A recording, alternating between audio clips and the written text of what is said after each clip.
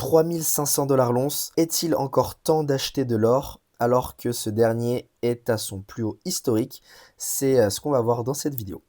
Mais avant, on va aller voir, puisque l'or en fait bat de nouveaux records, de record en record, de plus en plus vite, de plus en plus fort. Et ça depuis déjà pas mal d'années. Donc si on se remet sur 5 ans, on voit la performance assez incroyable, notamment sur les dernières années là, depuis 2023. Mais en fait, depuis 20 ans, puisque l'or, en 2000 valait, à peu près, hop, si on se met en 2000, il valait quasiment, 276 $ pour une once, alors que 25 ans plus tard, on est à 3 500 $ pour une once. En fait, ça monte tellement vite que, les analystes, ils sont obligés de refaire leurs prévisions, quasiment, tous les 2 3 mois. Et donc on voit que JP Morgan, voit l'once d'or à 4 000 $ d'ici le deuxième trimestre 2026. Alors, en plus, il faut bien voir que, l'or fait des performances assez exceptionnelles même sur un an.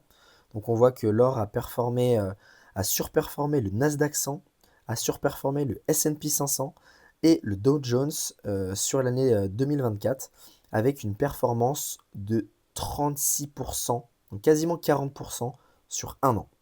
Alors on va donc se demander, pourquoi l'or fait des performances aussi phénoménales? En fait, l'or, c'est un actif qui surperforme pour 2 raisons. D'abord, c'est parce que enfin, c'est la plus connue, c'est parce que l'or, c'est un actif antifragile qui, performe lorsqu'il y a de l'incertitude, en période de guerre, en période, d'épidémie, comme avec le Covid-19, et aussi avec des périodes, d'économie incertaine, notamment en 2012 avec, la crise des dettes souveraines européennes. Et donc ça, c'est vraiment, ce pourquoi l'or est connu. Et la deuxième raison, c'est, plus en lien avec les taux d'intérêt. Généralement, quand les taux d'intérêt sont hauts, l'or, baisse puisque, les investisseurs vont se réfugier sur, les T-bonds, donc les bons du trésor américain ou les obligations puisqu'ils ont des taux d'intérêt intéressants. Et à l'inverse, lorsque les taux sont bas, et ben, les investisseurs vont plutôt se diriger vers l'or.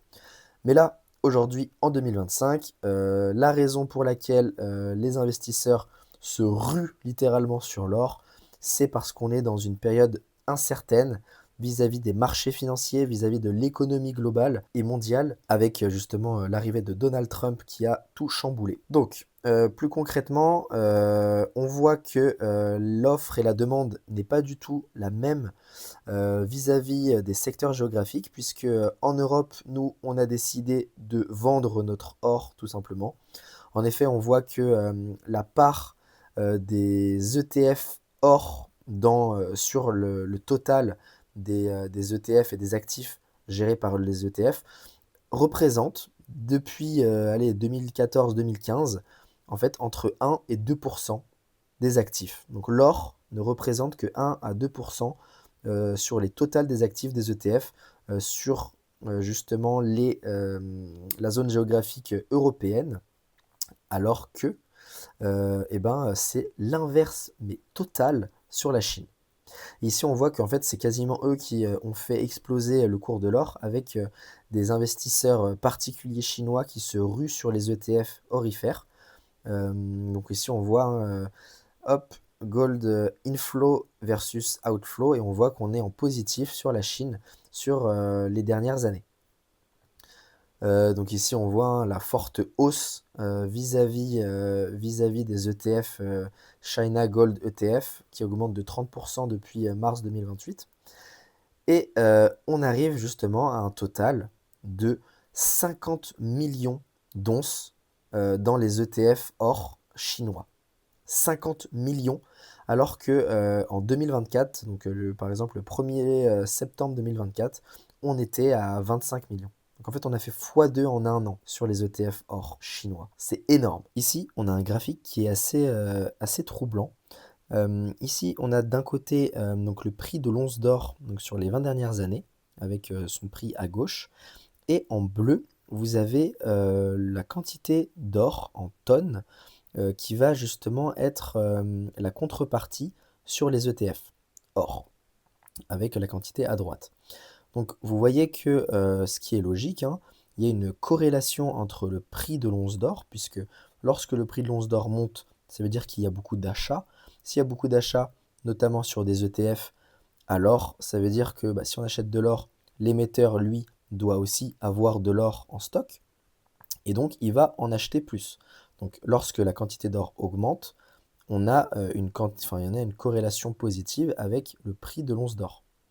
Lorsque ça baisse, lorsque le prix baisse, ça veut dire qu'ils vendent et donc le stock diminue. Donc jusque-là, on est d'accord.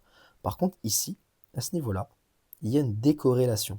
Comment le fait que le prix de l'once d'or, qui est, enfin, étant en augmentation, vous êtes d'accord que les particuliers, ils vont acheter, enfin tout le monde va acheter puisque généralement quand ça monte, les gens ont peur du FOMO, donc Fear of Missing Out, ils ont peur de louper le train et donc ils vont acheter.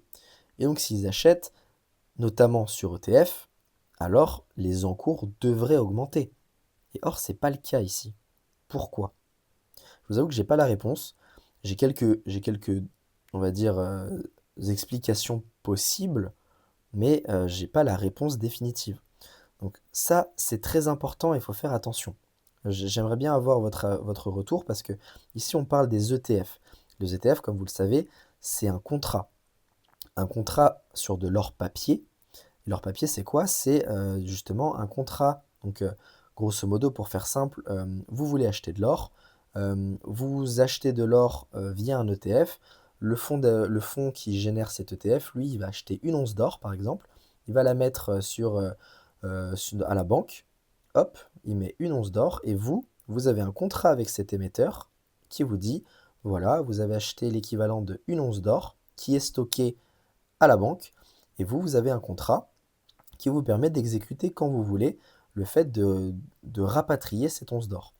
Et en fait, l'intérêt de faire ça, c'est que les gens, notamment les investisseurs, ils vont pouvoir échanger ce contrat entre eux, l'acheter ou le vendre. Et en fait, ça va permettre d'éviter d'avoir à sortir cette once d'or de la banque et à se le trimballer à droite à gauche, et donc à éviter les frais liés à ça. Jusque-là, c'est parfait, puisque si on est bien pour du 1 pour 1, une once d'or réelle égale une once d'or papier, eh ben, il n'y a pas de problème. Sauf que là, bah, vous voyez bien que le prix de l'once d'or, il augmente, donc les gens achètent. Par contre, on est face à une diminution de la contrepartie en or en banque. Et ça, c'est très, très, très, très, très dangereux. Pourquoi? Tout simplement parce que, en fait, le ratio de 1 pour 1, il est absolument pas respecté. Et on voit qu'en 2013, par exemple, 2014, on avait donc le owner, donc les propriétaires pour une once en banque, il y en avait 56. Je ne sais pas si vous vous rendez compte. Ça veut dire que pour une once d'or en banque, il y avait 56 contrats et donc 56 propriétaires différents pour cette même once d'or. Ça veut dire que actuellement, si une personne souhaite exécuter son contrat et donc recevoir l'or, il va y en avoir 55 qui vont se retrouver avec un contrat qui ne vaut rien, absolument rien. Et donc, ils ne sont pas propriétaires de leur or. Et généralement, ça, c'est pas très grave, puisque lorsque c'est comme la banque, elle a jamais votre argent sur ses fonds propres en disponible. Là, si vous avez par exemple 100 000 euros sur votre compte bancaire, si demain vous appelez la banque pour vous les retirer, ils pourront pas. Il va falloir avoir un délai, puisqu'ils n'ont pas les fonds, justement. Et donc, c'est ça le principe d'un buck run, c'est quand tout le monde exige ses fonds en même temps, la banque ne possède pas les fonds dans l'instant T, et donc, elle fait soit faillite, soit elle est obligée de vendre des actifs, et ce qui entraîne, etc., des liquidations. Mais en gros, c'est ça le principe. Et du coup, là, c'est pareil. Et on voit que en 2016, on est même monté à jusque 542 onces, donc 542 contrats papier sur une seule once possiblement délivrable. Donc il y avait plus de 540 personnes qui se retrouvent avec rien. Donc ça, c'est le vrai problème et en fait, c'est un vrai problème qui, est très, très, très probable puisque en fait, je ne sais pas si vous avez suivi, j'avais fait une vidéo, si jamais ça vous intéresse, je la mettrai ici en haut à droite. Hem, Justement, j'expliquais que, avec l'arrivée de Trump et des tarifs douaniers, il y a eu un rapatriement massif de l'or, qui était présent, sur, la place, boursière et aurifère, donc c'était le COMEX à Londres, sur la place de Londres, qui a été, rapatrié, aux États-Unis et donc on s'est retrouvé avec, des exécutions de contrats, énormes. On est monté jusqu'à 3 000 exécutions de contrats, alors qu'en moyenne, on était aux alentours de 500 voire 1 000, exécutions et donc on arrive donc à une sorte de bank run et comme vous l'avez vu ici, et ben, si vous détenez, des ETF, or et que les fonds ne sont pas présents, hein, comme on retrouve ici, on va avoir des contreparties qui vont pas être présentes et ben, en fait, vous vous retrouvez avec rien, absolument rien. Donc c'est ça le problème. La vraie question, c'est pas d'acheter de l'or ou pas. Bien sûr qu'il en faut. Moi, je suis convaincu qu'il en faut, que vous devriez en détenir, mais en détenir sous quelle forme?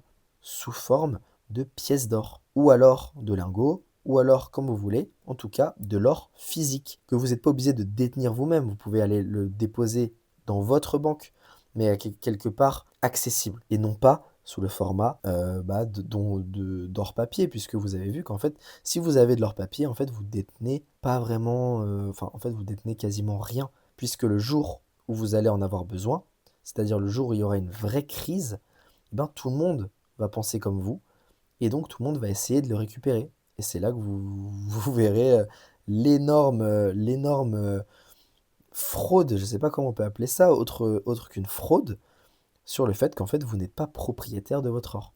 Donc, fin mot de l'histoire, moi en tout cas, ce que je vous préconise, c'est d'acheter de l'or sous la forme physique. Et soit vous le détenez par vous-même, soit vous le mettez en banque, mais en tout cas sous une forme accessible.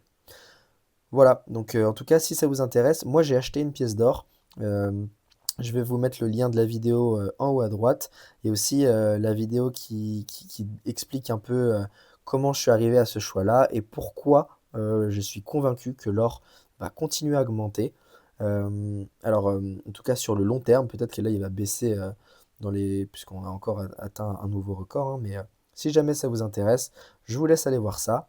Et puis nous on se retrouve dans une prochaine vidéo. Allez, ciao!